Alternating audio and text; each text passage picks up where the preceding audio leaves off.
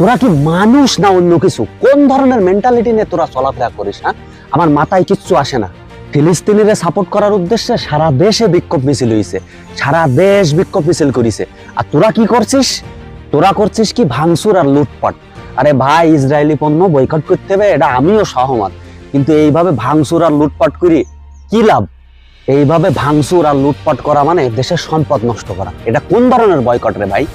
আন্দোলন তো আমরাও করছি আমাদের এলাকায়। কই, আমরা তো ভাঙচুর লুটপাট কোনো কিছু করিনি, আমরা তো শান্তিপূর্ণভাবে আন্দোলন করছি। তাহলে তোরা কেন পারিস না? যে সমস্ত প্রতিষ্ঠানে তোমরা কালকে লুটপাট করলে, খোঁজ নিয়ে দেখো যা, কোনো না কোনো বাঙালি সেই প্রতিষ্ঠানটা চালায়, কোনো না কোনো মুসলিম সেই প্রতিষ্ঠানটা চালায়।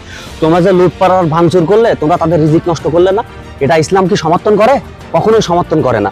আরে ভাই, তোমরা প্রতিবাদ করবা, প্রতিবাদ করো, মুখে প্রতিবাদ করো, কিন্তু এই যে লুটপাট ভাঙচুর, এটা কোন ধরনের প্রতিবাদ? তোমরা তো বাংলাদেশের বুকে আর এক ইসরায়েলের পরিচয় দিচ্ছ। আমার কথাটা হয়তো বা কারো তিতা লাগতে পারে, কিন্তু কথাটা খারাপ মনে করো না। একটু চিন্তা করে দেখো, একটু বুদ্ধি দিয়ে চিন্তা করে দেখো। বাঙালি যে হুজুকি মাথা লইয়ে গতকালকে বাটার শোরুমে এবং অন্যান্য প্রতিষ্ঠানে ভাঙচুর ও লুটপাট চালালো, এটা কি ইসলাম সমর্থন করে? ইসরায়েলি পণ্য বয়কট করতে হলে আগে সরকারিভাবে ব্যবস্থা গ্রহণ করতে হবে। সরকারিভাবে ব্যবস্থা গ্রহণ করে আমদানি বন্ধ করা লাগবে। আর যদি সরকারিভাবে ব্যবস্থা গ্রহণ করা না যায়, কোনো সমস্যা নেই, আমরা একটা লিস্ট তৈরি করি, লিস্ট তৈরি করে বাজারে এখানে ওখানে টাঙায় দিই। টাঙায় দেওয়ার পরে মানুষরা সচেতন করে যে এই পণ্যগুলো কেনা যাবে না। তার কারণ কি, মানুষ কিন্তু জানে না কোনটা ইসরায়েলের পণ্য, কোনটা ইসরায়েলের পণ্য না। সেই বিষয়ে আগে মানুষকে সচেতন করতে হবে, যাতে মানুষ নিজে থেকেই না কেনে ইসরায়েলি পণ্য। আমরা নিজেরা থেকে যদি ইসরায়েলি পণ্য না কিনি, তাহলে আমদানি অটোমেটিক বন্ধ হয়ে যাবে।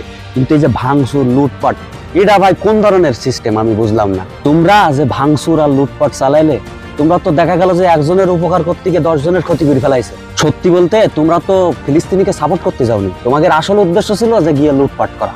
আর তোমরা, তোমাদের মতো বাঙালির কারণে না সারা বাঙালি জাতির বদনাম হয়। আর তোমরা যে রাস্তায় ডায়লগ দাও যে ফিলিস্তিনের জন্য জীবন দিয়ে দেবা, তোমাদের যদি ফিলিস্তিনে পাঠানো হয় না, তোমরা আগে গিয়ে তাইকে ঘর বাড়ি লুট করবা। আর ওই যে ধ্বংসস্তূপ বিল্ডিং আছে না, বিল্ডিং এর ভিতর থেকে রড চুরি করার কাজে ব্যস্ত থাকবা, যাতে চুরি করে এটা বিক্রি করতে পারো। তোমরা হচ্ছে এই ক্যারেক্টারের লোক।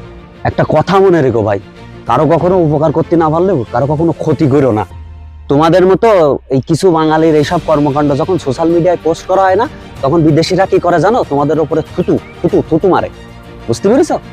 তোমাদের মতো এই গুটি কয়েক বাঙালির কারণে সারা বাঙালি জাতি বদনাম হয়।